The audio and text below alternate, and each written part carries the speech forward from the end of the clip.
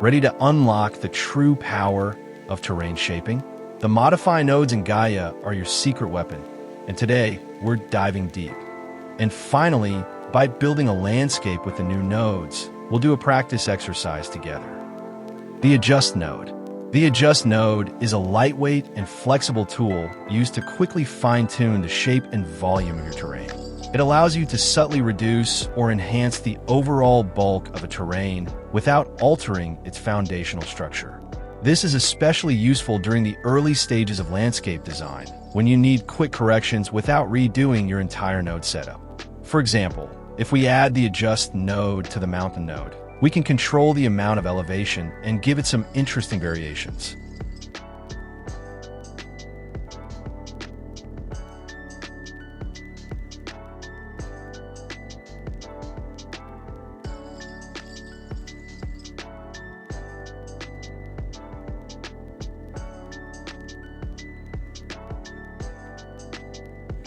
The Auto Level node.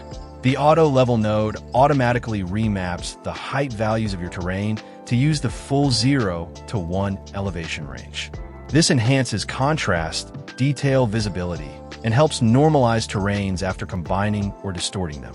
For example, let's add a mountain range and then apply the Auto Level node to it. As you can see, it makes all the details extremely sharp. Of course, in the settings, you can control this by adjusting the influence value. The Clamp node. The Clamp node limits the height values of your terrain within a specific minimum and maximum range. It essentially clips the elevation to prevent unwanted spikes or deep pits.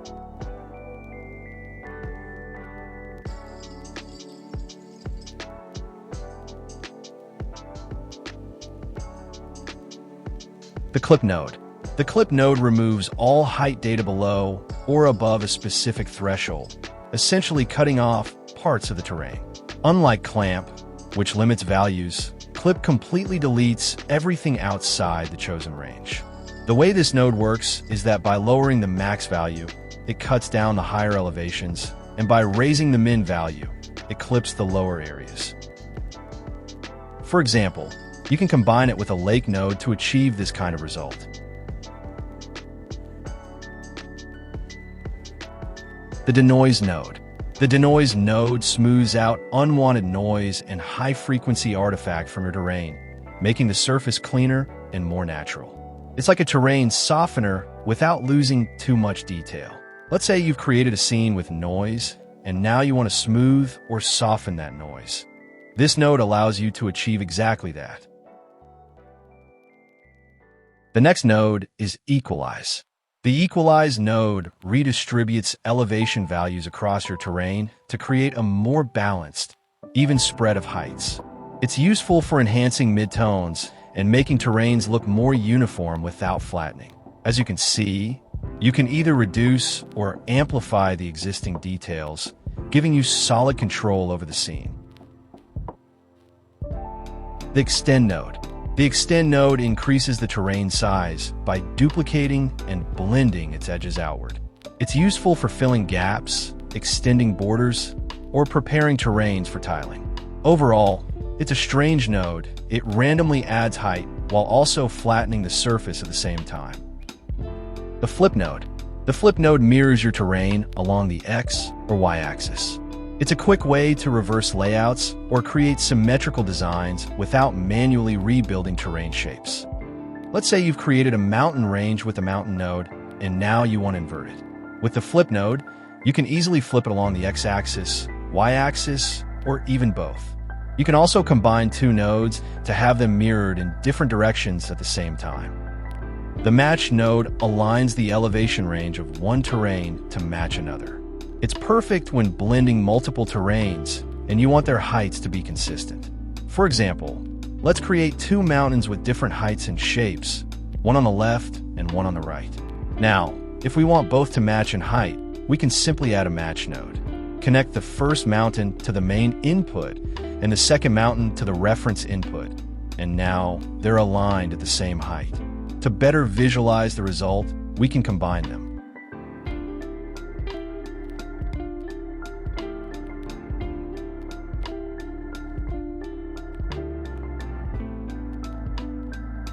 The Sharpen node. The Sharpen node enhances the edges and fine details of your terrain, making features like ridges, cliffs, and slopes appear more defined and dramatic.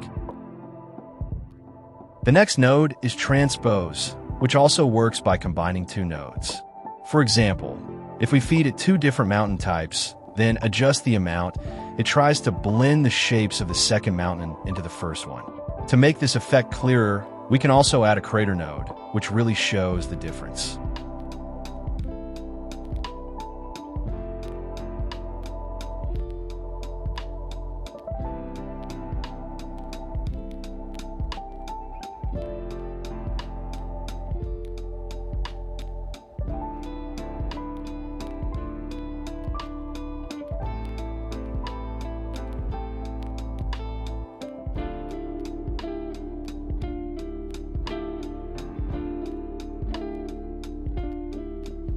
Now, let's move on to the Blur subgroup. The first node is Blur.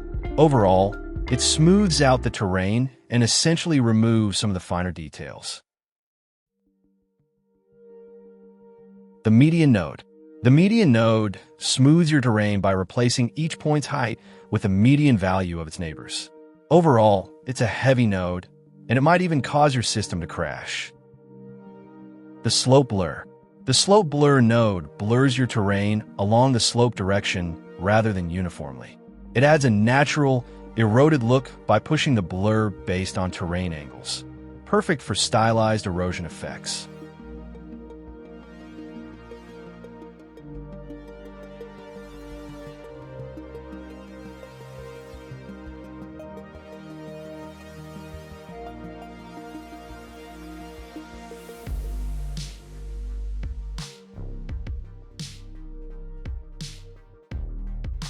The Variable Blur.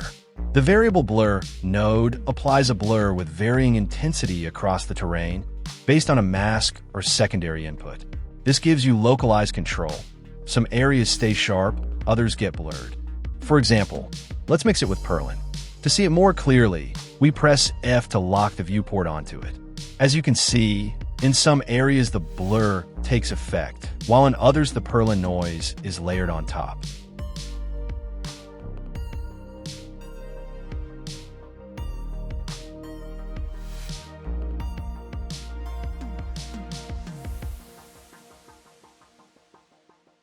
Now let's move on to the Effects subgroup. The first node is Origami. It gives us an origami-like effect and is mostly useful for stylized or more unique projects. The next node is Pixelate. This node transforms the entire terrain into a pixelated or blocky form, reminding us of Minecraft. You can increase or decrease the size of the pixels, and by using anti-alias, you can break up the uniformity of the blocks. The next node is Swirl.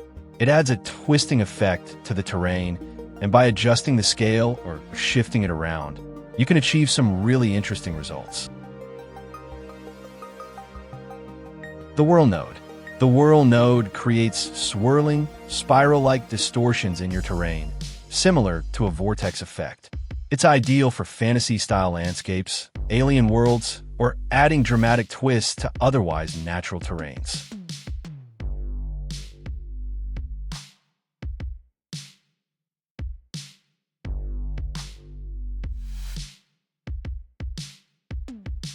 The next node is Curve, which you'll also find in most other programs. Here, we can use control points along the axis to decrease or increase height, or even add more points along the line to give the terrain different shapes.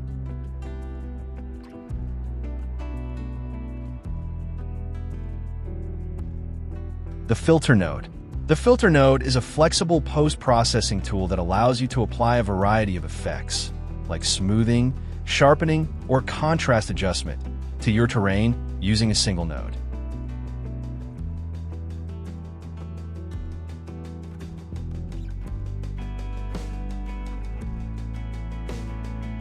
The Fold node bends and compresses terrain features to simulate geological folding, like layered rock formations or compacted mountains. It gives a natural, organic deformation to the terrain, As you can see, it turns the mountain into a layered formation, and it gives us 3 different modes to choose from. The Graphic EQ node. The Graphic EQ node applies frequency-based adjustments to the terrain's height data, acting much like an audio equalizer, but for elevation. It allows you to amplify or attenuate specific elevation frequencies, such as small bumps, rolling hills, or broad mountain forms, by adjusting them via a graphical equalizer interface. The next node is Recurve. As you can see, it affects the details along the edges, allowing you to make them sharper, stretched, or even wider. By lowering its strength, you can also achieve some interesting results.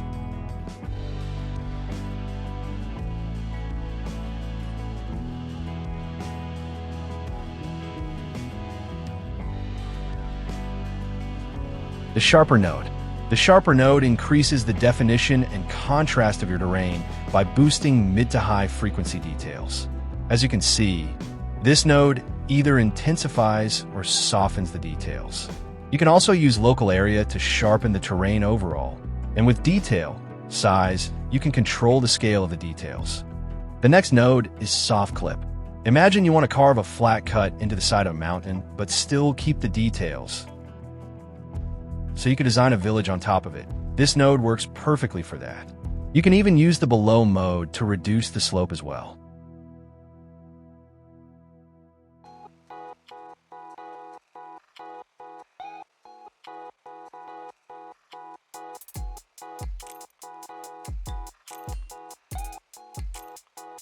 The Thermal Sharpen node enhances terrain details specifically in areas affected by thermal erosion.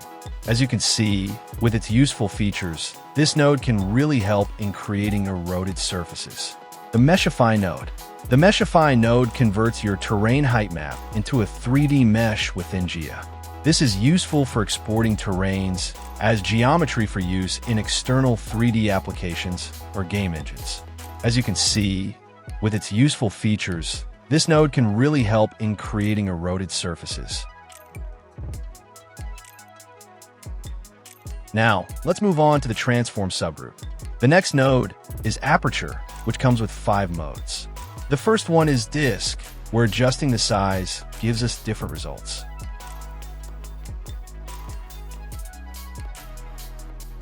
The second is Polygon, which transforms the surface into a polygonal shape.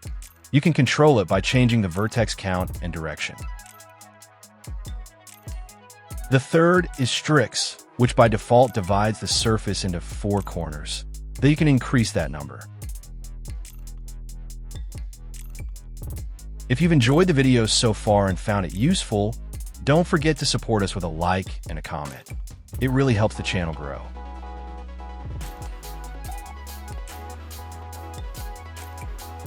The fourth mode is Line, which stretches the surface in a linear way. And the fifth turns the surface into corners, where you can control the angle and even rotate it. At first glance, these modes might not seem very practical, but if you combine them with nodes like Adjust, you can achieve some really interesting results.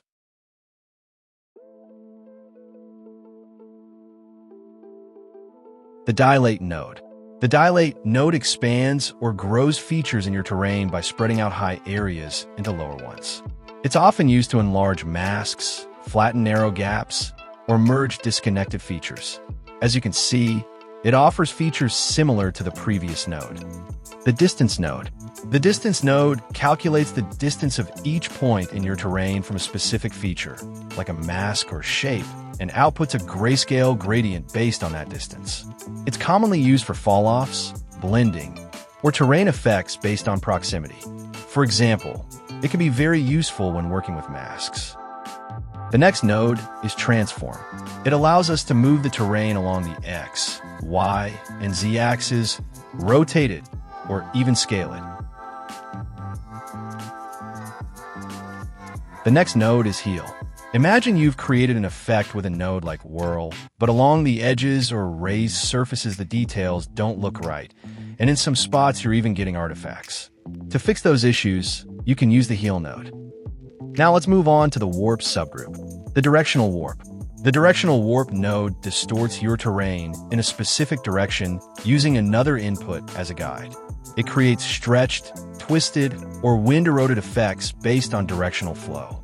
For example, if we run at once with a gradient, we get stretching and shifting as we adjust the values. Now, if we feed it a purlin instead, we'll get a completely different type of displacement.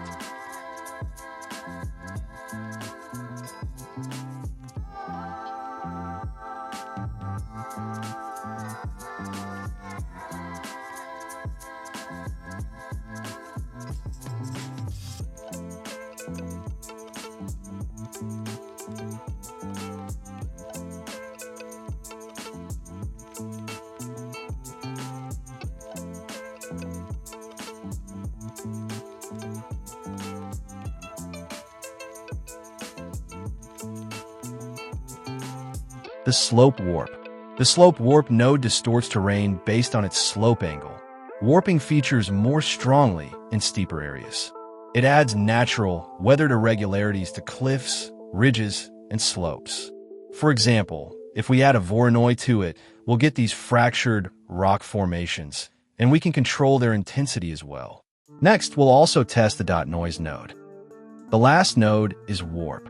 As you can see, it distorts the surfaces, shifting or warping them into wavy patterns. With its options, you can generate all kinds of detail variations across your terrain.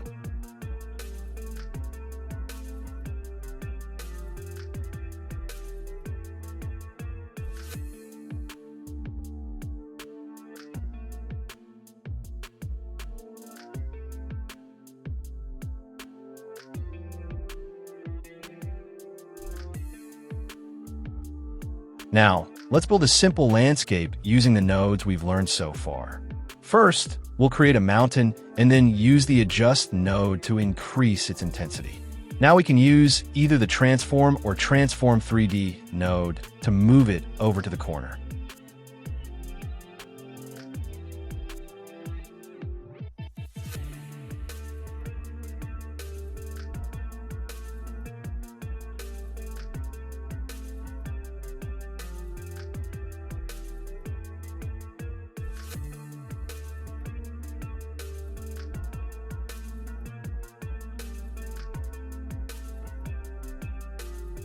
Now, using the Flip node, we can duplicate the same mountain and place it on the opposite corner.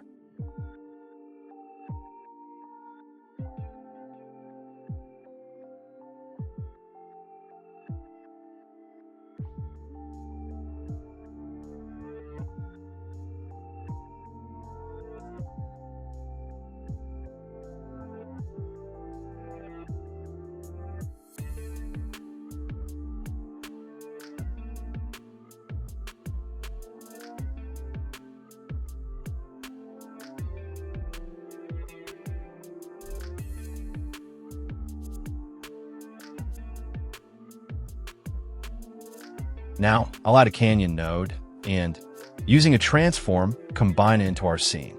As you can see, the transform node is extremely useful.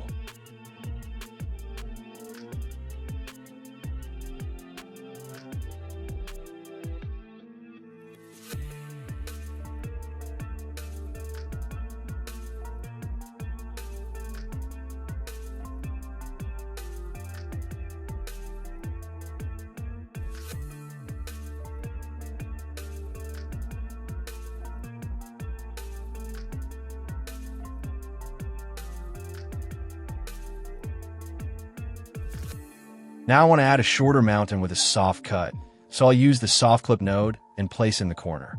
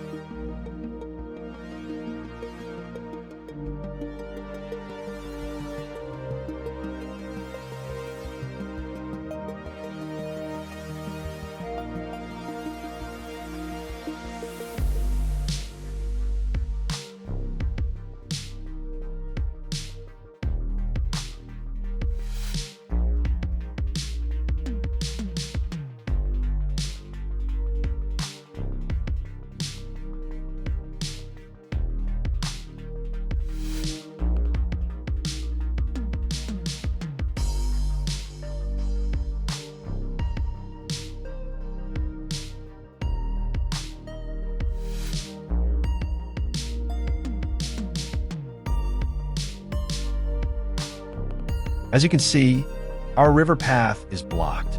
To preserve the original flow, we'll create a height mask from the canyon and subtract it from the new mountain.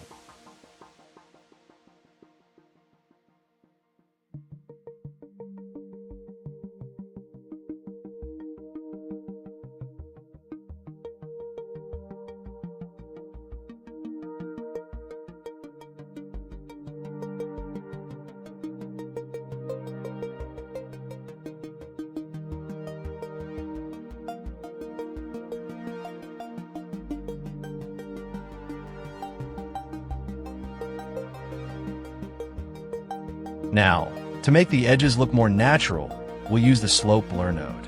Then, by adding Voronoi and applying Wizard 2, which will cover more detail in future tutorials, we can give the edges a much better effect.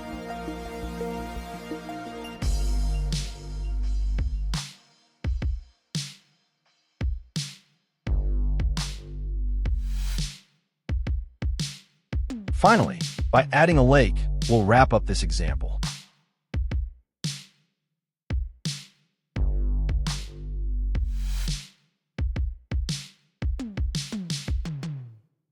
Thanks so much for watching.